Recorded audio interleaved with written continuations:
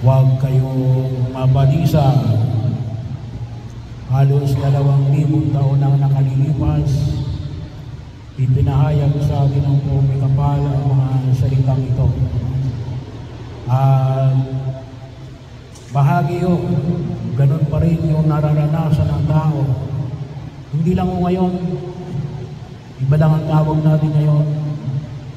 Tawag lang natin ngayon na stress, depression, problema, mga hamon,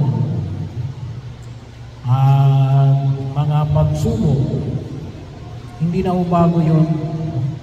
Yun ay bahagi ng karanasan ng tao mula pa ho nang isilang tayo sa daigdig na ito. Mula pa ho ng ating mga ninuno. Hindi lang ho sa panahon ng ating Panginoong Jesucristo. Pero yung ating pananampalataya, isang pananampalataya na nagkapapaanyaya sa atin na ito ay higit natin mapagtagumpayan. Kaya ito yung paanyaya na ipinahayag na Jesus. Huwag kayong mabalisa. Ngayong panahon na ito ay masyado tayong concerned sa mga bagay na ikababalisa natin. Huwag kayong maganap na ikababalisa. Kuminsan ay, sabi nga ay, masyado tayo asosyal ngayong panahon na ito. Konting kimot lang, nirereklamo kagad natin. Bahagi yun na pinaalala sa atin ng may kapal.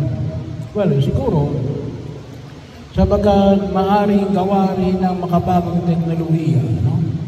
Madali yung kasi mainip rin ng tao. Kasi ngayon ay panahon ng dipindon, no? Automation, automatic. Pero ipinapahayag na Jesus na alin, sa gitna ng kakaibang pagkilos na ito, isa pa rin yung pinapaalala sa atin ng buong may kapal. Huwag kayong mabalisa. Bakit? Napakaiksi ng panahon na ilalagay natin sa daigdig na ito. At baka naman sa panahon na ilalagay natin sa daigdig na ito, ay palagi tayo nababalisa. Ay sayang. Alam nyo, sabi nga, kapag masaya ka, mabilis ang oras. Kapag malungkot ka, ang tagal ng oras. Pero hindi, no? Perception lang yun. It's still the same. May 60 minutes in 1 hour. May 60 seconds in 1 minute. Kaya lang, kasi malungkot tayo, kaya ang pakiramdam natin, ang tagal-tagal. Nababalisa tayo. Hinahayaan natin yung ating sarili na mabalisa, ma-depress,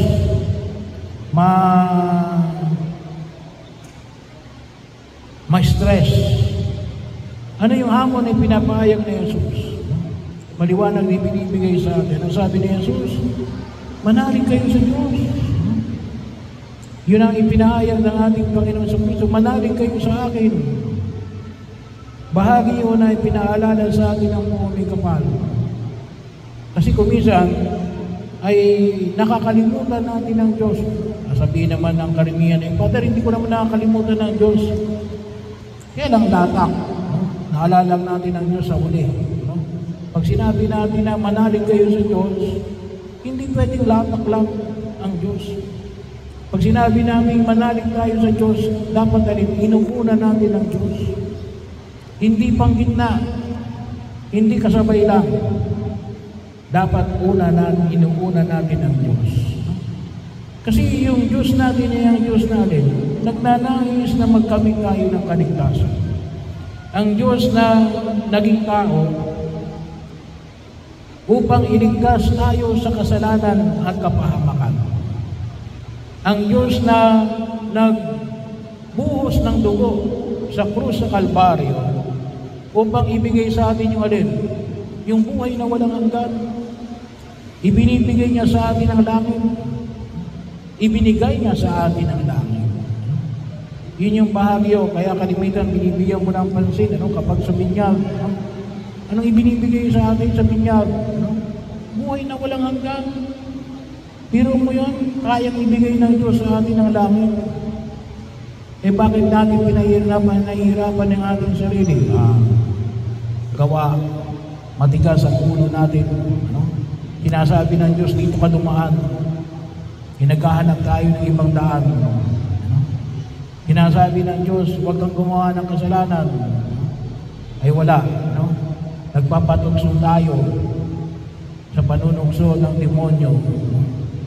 Kaya ano nangyayari? Napapahamak tayo. Kumukuha tayo ng sarili nating bato at ipinupukpok sa ating sarili. Pero ang dulot ng Diyos ay alin?